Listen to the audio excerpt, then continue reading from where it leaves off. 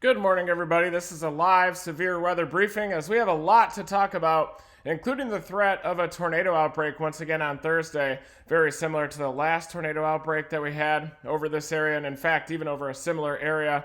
Looks like eastern Louisiana, eastern Arkansas, most of the state of Mississippi into Alabama looks to be experiencing this outbreak on Thursday. Also, severe weather possible on Wednesday across portions of Dixie Alley, Louisiana, southeastern Arkansas, and even today across Iowa into northern Missouri. Just ahead of a surface low, there is a chance of an arc of low top supercells that will have a chance of producing a tornado or two. And there's already tornado warnings right now in southern Louisiana, and I want to cover those tornado warnings first, and then we'll break down the tornado outbreak potential. Basically, all ingredients coming together for strong, long-track tornadoes over a large, multiple state area, central eastern Louisiana, eastern Arkansas, large portions of central and western Tennessee, Mississippi, and Alabama on Thursday. But right now, we've already got tornado warnings happening across Louisiana. I'm firing up the Radar Omega app here, and Opelousas has a tornado warning. This is kind of a line echo wave pattern deal. You can almost see the effective RFD right here, a little surge in those westerlies to the south of Opelousas, and right there, that notch is where you want to watch out for that tornado potential. It's heading toward Port Barre, Opelousas, Louisiana here. This is a very dangerous storm. You can pull up velocity and definitely see where that notch is, where that rotation's located near Opelousas. There's that rotation, and it's right over town. So if you're in Opelousas, you definitely want to be in your safe place. You can certainly see this little RFD feature here, some enhanced westerlies within that large effective RFD, basically a line echo wave pattern type deal. Forward flank gust front up like this, and really that notch squeezing that inflow channel right into that developing tornado. Opelousas area right now, we can look at the debris signature, see if there's any correlation drop here associated with this. And I'm not seeing anything right now, thankfully, over Opelousas. Nothing concrete showing that it is a confirmed tornado. I'm not seeing a TDS, a tornado debris signature, but it does have the potential to wrap up quickly. These quasi-linear convective systems can wrap up within a scan. You can just fire up a radar scan, and suddenly you'll see debris getting lofted. Oftentimes that tornado vortex fits within the resolution of radar. But right now, that circulation is basically heading from Opelousas toward the Port Barre area. Also flash flood warnings within this zone, and you can definitely see this large RFD type feature, even a bit of an embedded supercell here.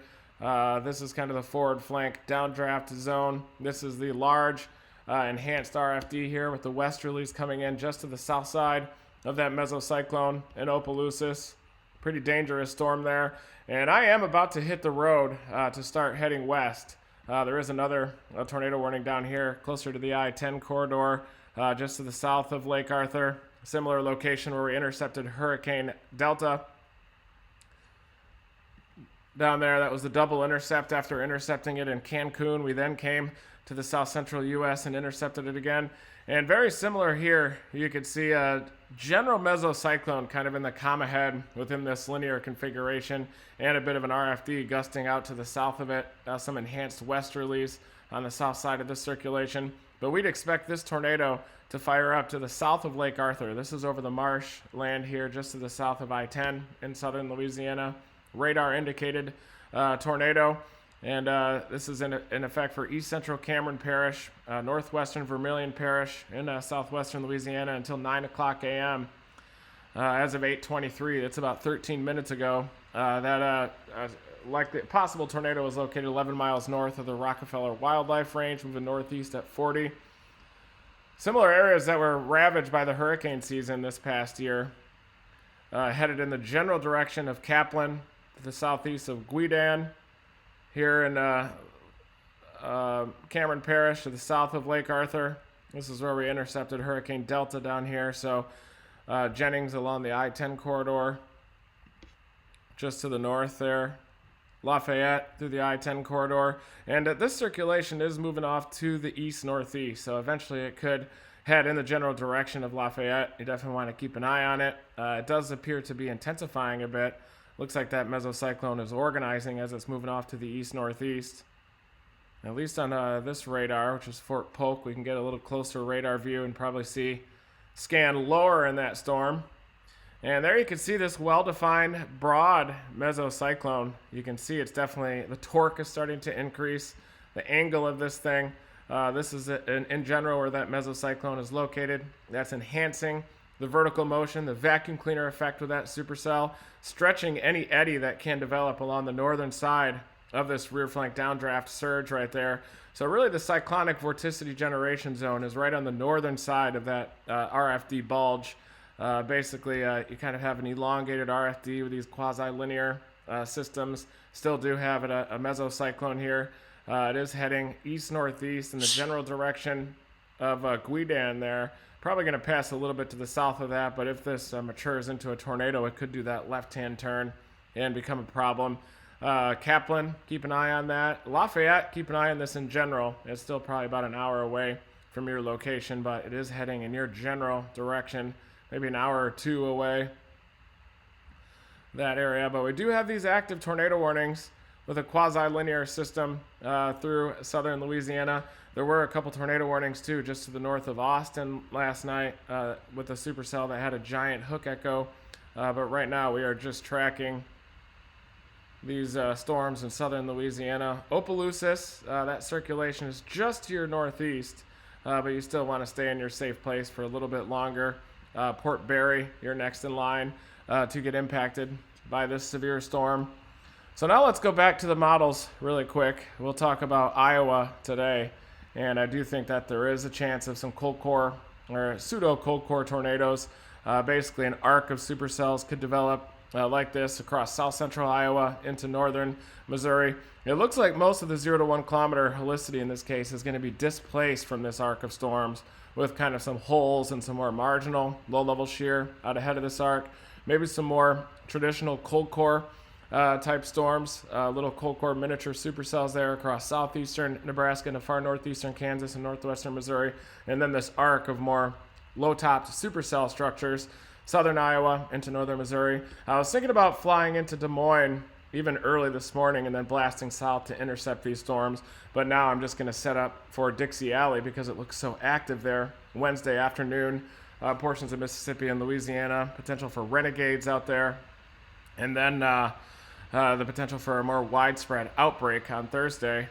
But today there could be a potential for some supercells here, southern Iowa into northern Missouri. And you can see how there are some holes in this 0 to 1 kilometer shear a little bit closer to this convective line. You get a little bit more mixing there, some smaller supercells, and you can see that the stronger low-level shear is displaced just a little bit to the east of that arc of storms.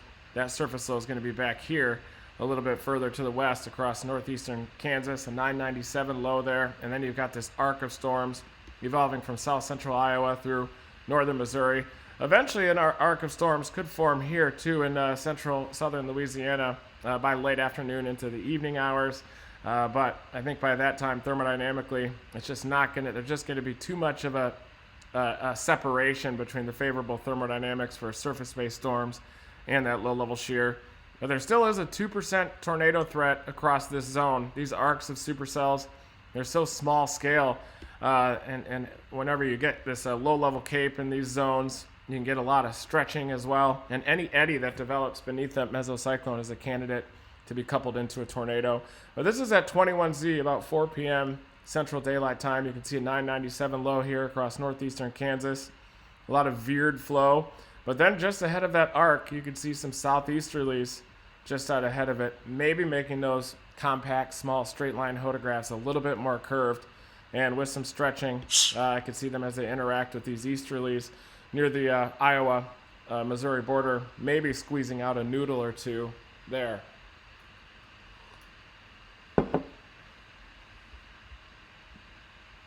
Dew points generally in the mid-50s.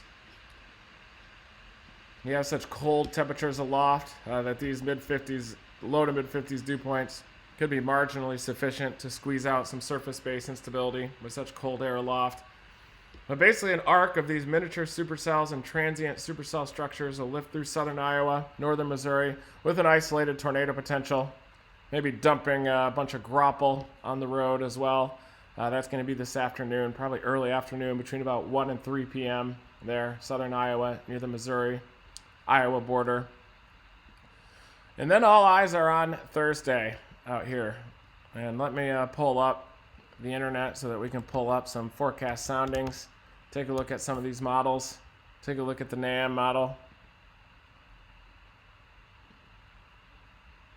The NAM has been pretty bullish with this outbreak, but now all the other models are hopping on board. The overnight European run definitely doubled down on the threat for a tornado outbreak. And it looks like largely just a repeat of what we had last week. The system's is a little bit more mature, the upper level system, when it ejects, kind of shearing out. So there is just a little bit more uncertainty. There's a small chance that it could shear out before it reaches the warm sector. The 12Z run is just now starting to come in. So let's look at the evolution of this upper level pattern. Right now it's kind of a double-barreled system, very similar to the last evolution as well. So here is the 6Z NAM, and you do kind of have this double-barreled structure. This is the one right now that could lead to severe weather and maybe an isolated tornado or two near the Iowa-Missouri border there, southern Iowa into northeastern Missouri, maybe stretching into Illinois later on as this jet streak arrives to that axis of mid-50s dew points there in central southern Illinois. Maybe some transient supercell structures there as well. But this is the system, the kicker system coming in behind it, that's going to bring the threat of severe weather, including the potential for a tornado outbreak across portions of Dixie Alley. Look at this system digging. Does have just a wimpy subtropical connection with this system. And you do have the tendency for that ridge to form further west over the Pacific, encouraging this formation of a western U.S. trough throughout the season here. It's going to encourage these troughs to deepen across the western U.S., around the Four Corners, eject across the southern plains and over Dixie Alley. And that's why it's going to be a very active early season here across the south central U.S., southeastern Great Plains as well. And look what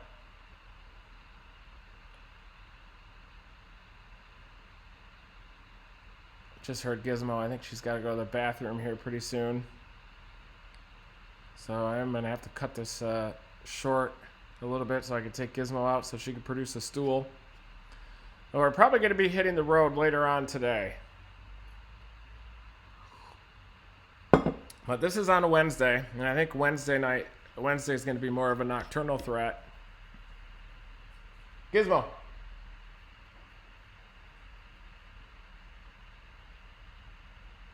Pretty sure Gizmo's got to go to the bathroom. So here is this upper level system, and even this one has a bit of a double-barreled structure in terms of its vorticity maxima. You've got a lead vort max that's going to be coming out over the Great Plains. This is the main vort max that's going to lead to our severe weather event on Thursday, digging south into northern Mexico. You've got a bit of a subtropical connection still here at ahead of this event.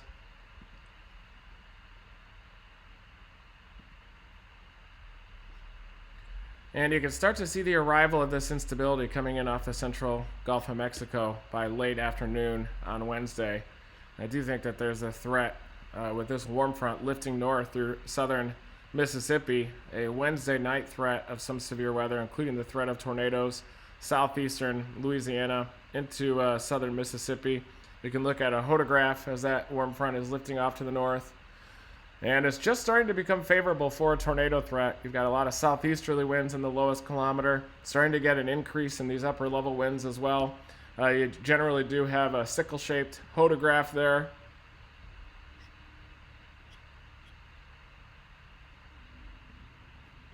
Elevated mix layer already arriving here over southern Mississippi as that warm front lifts north. So that warm front's going to arrive Wednesday evening. This is at 3Z. At about 10 p.m. Central Standard Time out here. And so in general, I could also see some storms firing further west across East Texas. But boy, look at this warm front. Such a similar evolution to the last event. Gizmo. Hold on one sec here. Oh, did she just hear you waking up? Okay. So here's the warm front lifting into central Mississippi through the Jackson area. This is at about midnight Wednesday night, late night Wednesday night. And definitely the conditions become increasingly favorable for tornadoes along that boundary as that warm front lifts off to the north. Look at this photograph becoming more favorable between about 10 p.m. and midnight across southern Mississippi as that warm front lifts off to the north.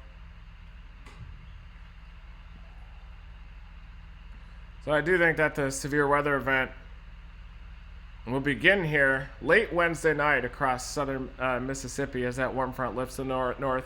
You may remember that renegade that developed in the vicinity of that warm front the late night before the last event, too, on March 17, the night of the 16th. There was a renegade that actually produced some tornadoes just to the southeast of the Jackson area. So my plan is to get into Jackson tomorrow and then chase this retreating warm front through tomorrow evening out there across southern Mississippi into southeastern Louisiana, and then position myself for this ejecting vort. And the timing of this upper system is a little bit different, even though there are similarities in the target area across the south central U.S. for this week on Thursday. It does look a little bit different in the timing of this ejection. You can see a lot of the flows located on the east side of this trough. So this trough is ejecting over the subtropical ridge over the southeastern Gulf of Mexico. And as that happens, it's going to overspread this strong mid and upper level flow. It's going to have a nice squeeze play on a large-scale low-level jet that's developing.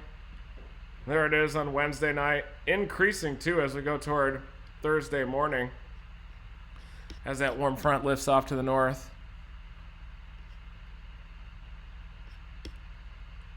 Some other differences too are kind of this double-barreled ejection. You've got this main vortex lifting off to the north through the central plains, and then another jet streak coming in on the southern side. But overall, you do have a very large area of strong mid and upper level flow over a large warm sector covering multiple states. Looking at the energy helicity index, kind of showing the evolution of that wind shear. By Thursday morning, the warm front's lifting northward, blasting northward through the Mississippi River Valley, approaching the Memphis area by 8 or 9 in the morning. It's very likely by this time in the morning, if you want to play the warm front, it's going to be closing in on the Memphis area by late morning in a very strongly sheared open warm sector to the south of that warm front. This warm front's oriented more meridional as well. It has more of a tilt northwest to southeast than the last warm front that lifted up toward the Tuscaloosa area by the afternoon, leading to severe weather. Definitely a very strongly sheared open warm sector over the entire state of Mississippi. PDS soundings, dew points rising up into the low 70s here. Stout elevated mixed layer as well. Very favorable soundings over the entire state of Louisiana. And look at this core of a low-level jet lifting up toward Tennessee, kind of associated with that lead vortex. But then the next vortex is digging through the southern plains, so it maintains a strong low-level jet in excess of 50 knots across the entire state of Mississippi during the day on Thursday. And it even increases with time, up over 60 knots there across east central Mississippi. Upper level winds across that area.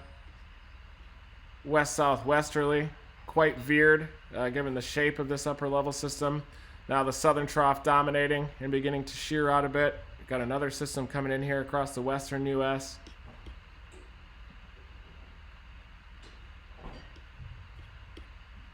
Let's take a look at see how the GFS ejected this system. GFS has even a more potent ejection of this trailing vortex. Look at that at 500, overspreading the entire state of Tennessee there, even into southern Kentucky. So this event looks to impact Tennessee, including central Tennessee, northern Alabama. One thing with this shearing out upper system is that the shear is going to more rapidly lift off to the northeast as compared to the last system too. Every system is different, even though they do have similarities, and we are kind of in that personality of the storm season during the early spring when this portion of Dixie Alley gets hammered. By Thursday night, looks like here in upstate South Carolina, up into the Carolinas, could get impacted by severe weather as well, unless that cold air wedge is too dominant. Here you can see the wedge to the east of the Appalachians. That'll likely be the saving grace here for North Carolina and South Carolina for that event. Dew points kind of hold just to the southwest of the Appalachians there.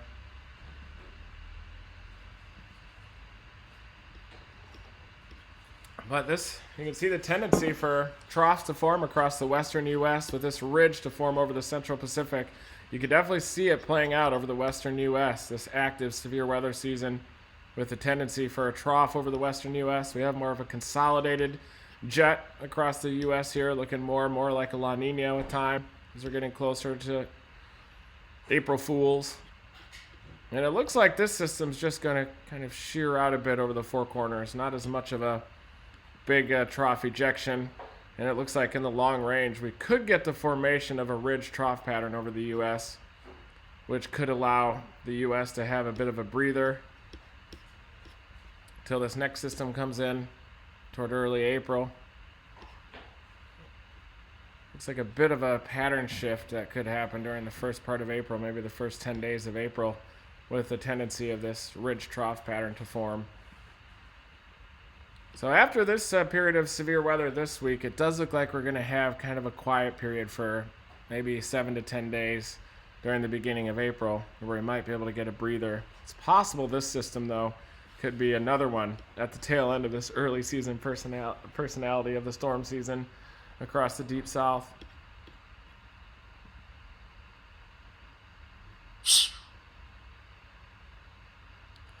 Now this is the system we need to watch for this week across the south central U.S., portions of Louisiana, Arkansas, Mississippi, Alabama, Tennessee on the 25th. Big outbreak coming in. I'll show you guys the target area once again.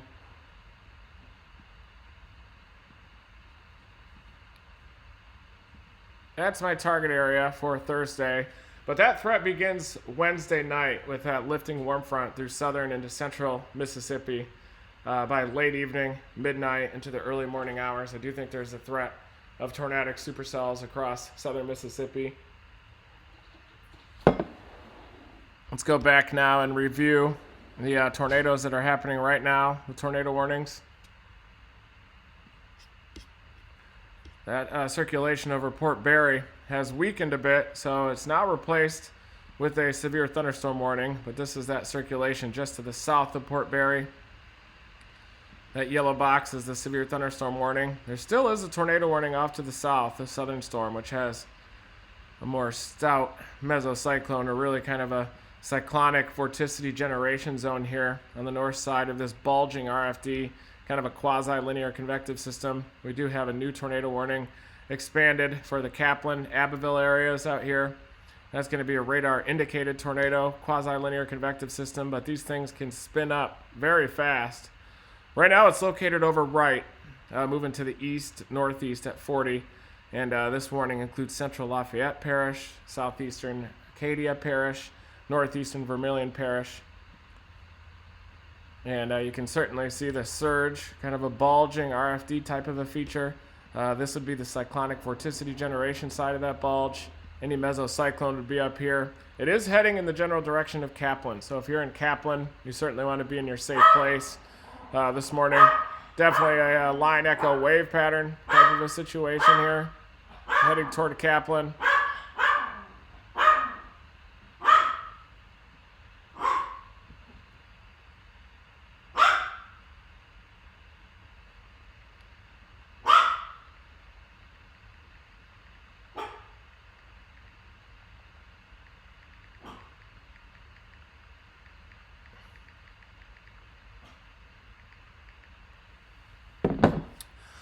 So Abbeville, and eventually that warning right now does not include Lafayette, but that definitely could change.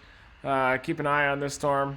It is kind of heading in that general direction, and I think that if that couplet is able to mature, then it will have a chance of heading up toward the Lafayette area. Here you can see this quasi-linear convective system. You can certainly see an embedded supercell here happening. Almost a differential heating boundary as well to the south of I-10 that is trailing along. Does look like it's turning off to the right a bit, so Abbeville, just to the south of Lafayette, keep an eye on this storm. Even Lafayette, keep an eye on it as well. It'll probably be included in that tornado warning, but I think it's going to move south of downtown. You can kind of see some stable air starting to sag into Lafayette here with this rain. And this storm should follow right along that differential heating boundary, right along that leading edge of that. I could see it heading towards St. Martinville, near or just to the north of Abbeville as well. You could definitely see a quasi-linear convective system, but an embedded supercell structure here, moving right along this differential heating boundary in southern Louisiana to the south of I-10, using the Radar Omega app here to break down these warnings. But there you can see it, southeast of Lake Arthur. You're getting some rain there. Lake Arthur's in the clear. Let's see if there's a debris coefficient on this storm yet. Probably not just yet.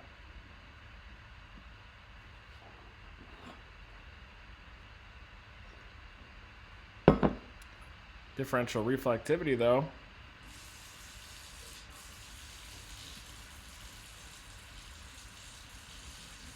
Definitely shows kind of the transition between inflow air and the hydrometeors, the warm rain processes associated with that mesocyclone.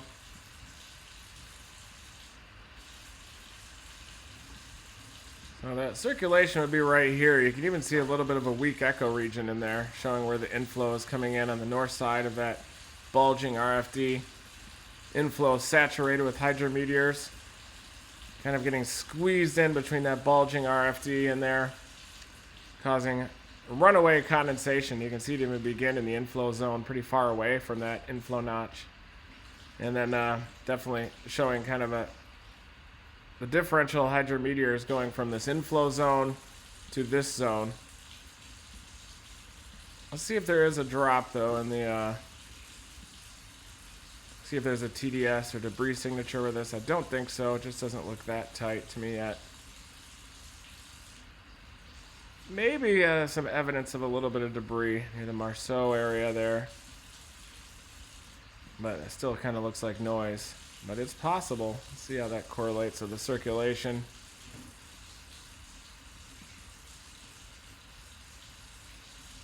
It's possible that there could be a little bit of debris kind of back on the back side of this leading edge. Some gusty winds there. Maybe some mildly tornadic winds in the Marceau area. Kaplan, you definitely want to be in your safe place. You can see this thing torquing up here. The inflow is coming in right along the north side of this, getting squeezed in between that forward flank. You've got an RFD surge on the south side. Just a very general mesocyclone above it, enhancing that upward motion. Any eddy that's able to form along this surging RFD here has a chance of getting coupled with the mesocyclone, getting stretched into the vertical and developing into a tornado. And again, that's heading toward the Kaplan area, just to the southwest side of Lafayette, too, is included in that warning.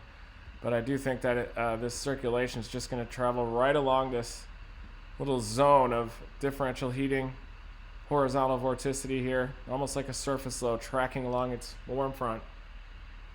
So we'll just have to keep an eye on that. And I plan to activate storm chase mode. I'm either leaving later on today or tomorrow morning for Dixie Alley, headed toward Jackson to play that lifting warm front in the middle of the night on Wednesday, and then probably central Mississippi on Thursday, playing that outbreak.